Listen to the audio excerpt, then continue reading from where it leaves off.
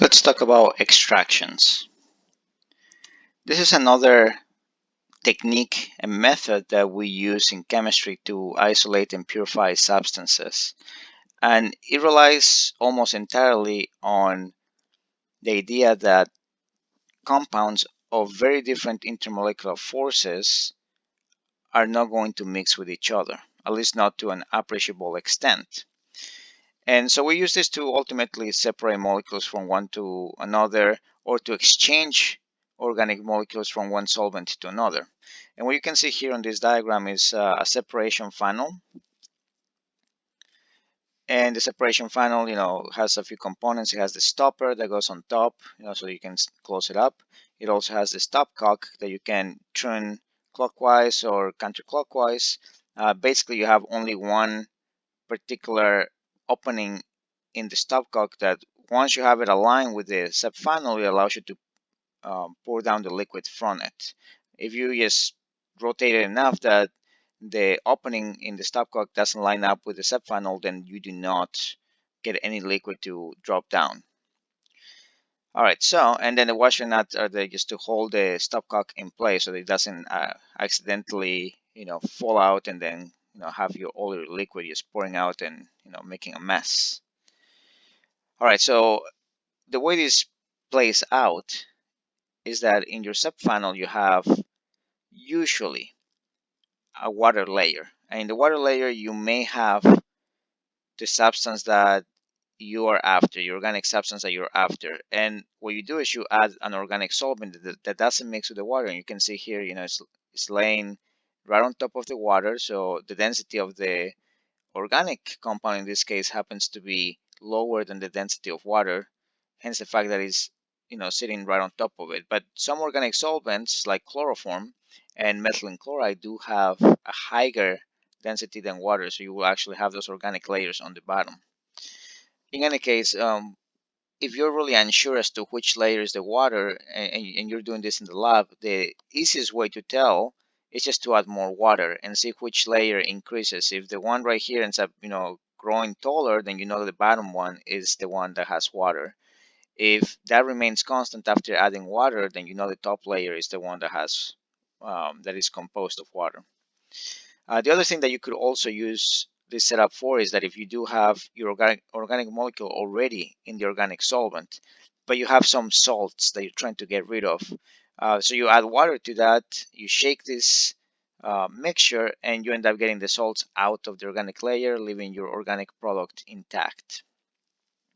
So that's technically what this shows in this particular setup, and this is the technique that we tend to use. Although you have to be a little bit careful too, because sometimes during the mixing process you generate a little bit of heat, and that heat ends up creating a little bit of internal pressure in the flask. So if you are doing this with a lot of solvent and you're not careful, the pressure could be high enough that it will pop open the stopcock or the stopper, and then everything comes out of the flask, and you could make a mess, or worst case scenario, you end up like dumping all that stuff onto you. All right, so this is pretty much where this term of like dissolves like really comes from. The fact that water, which is highly polar, does not dissolve with a nonpolar organic solvent. All right, now this is probably one of the few instances in organic chemistry where we're actually going to do a little bit of calculations.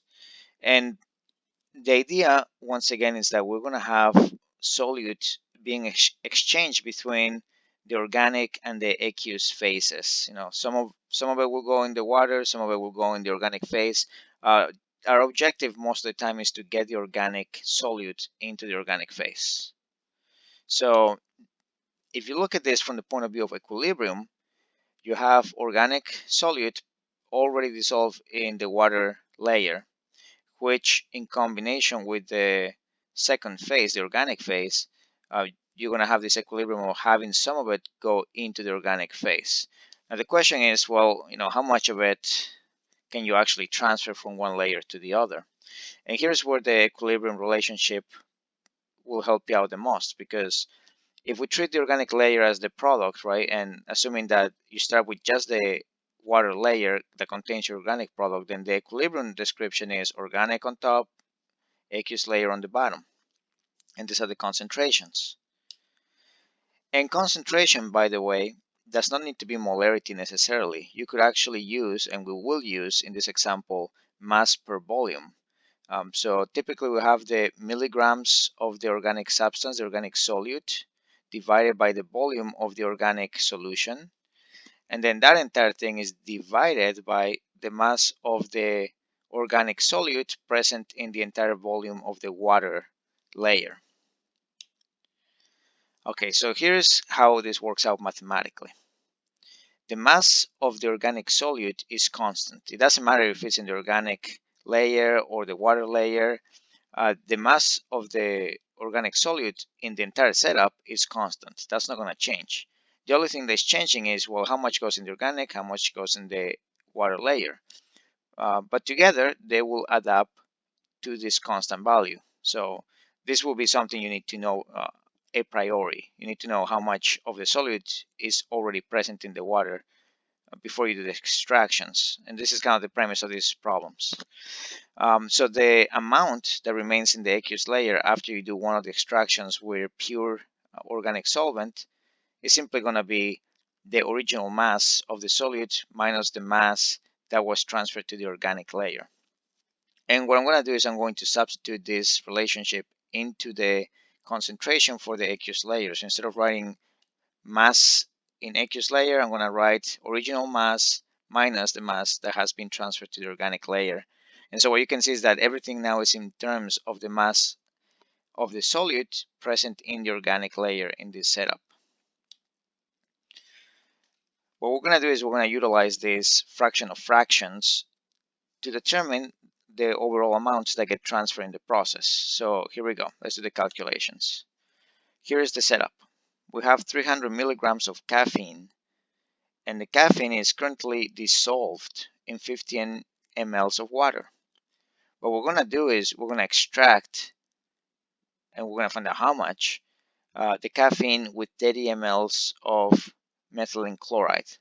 Now, in addition to that information, we do need to know or be told what the equilibrium constant Kd, so this is for displacement, happens to be. And in this case, that equilibrium constant is 4.6. So we're going to have the same setup again. Okay, so equilibrium constant equals concentration in the organic layer divided by the concentration in the aqueous layer.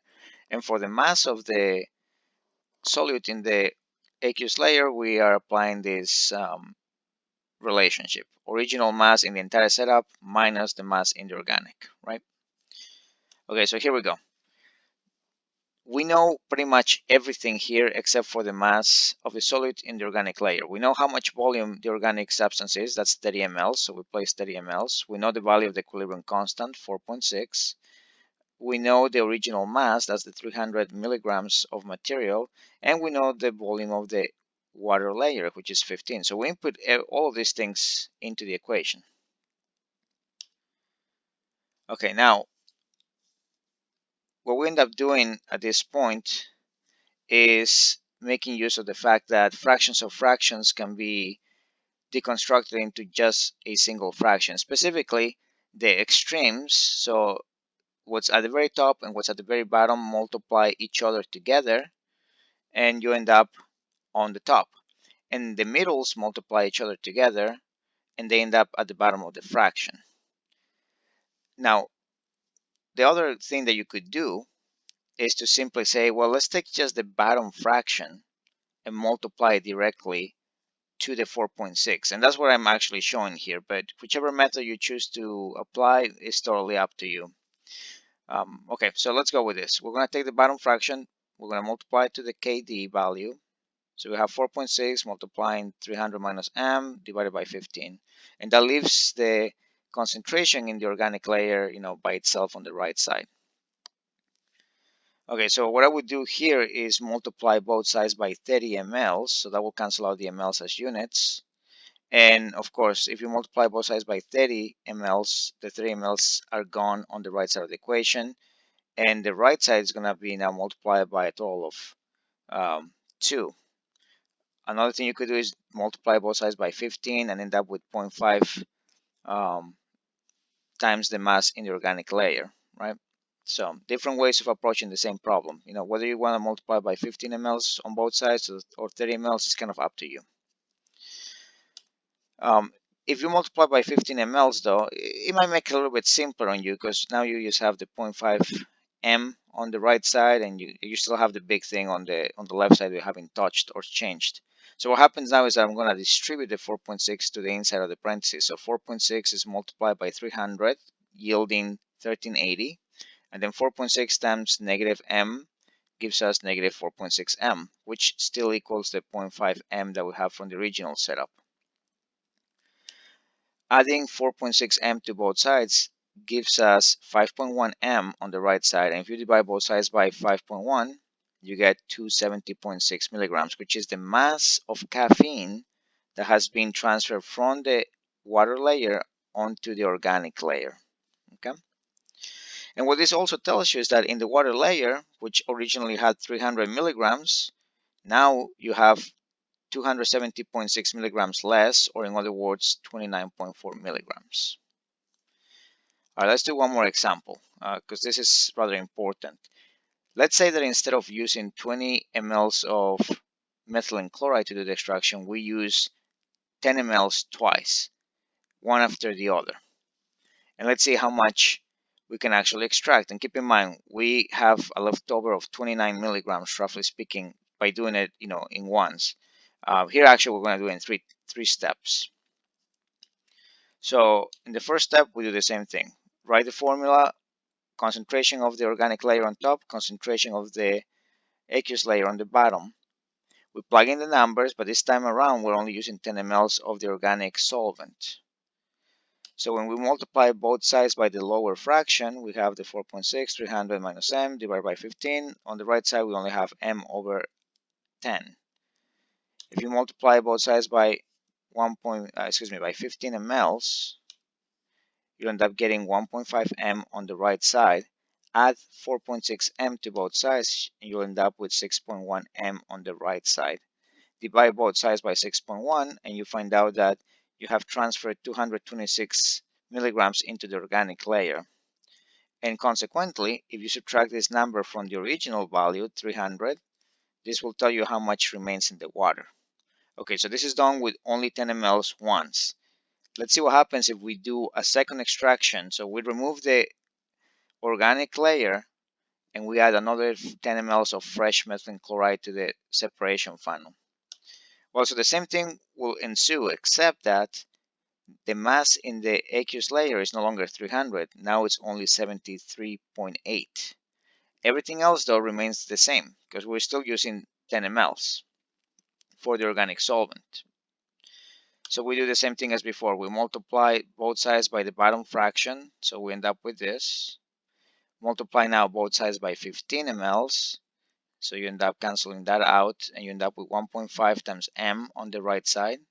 Add 4.6 to both sides, you'll get 6.6 m, equaling 339.3. Divide both sides by 6.1, and you get 55.6 milligrams. This is how much has transferred into the second layer of methylene chloride. If we subtract this from the original 73.8 milligrams that were present in the second extraction, this tells us that the water now has 18.2 milligrams left. So we're going to do this one more time.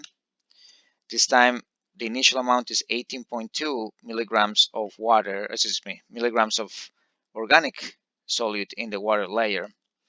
Multiply both sides by the bottom fraction, we have this.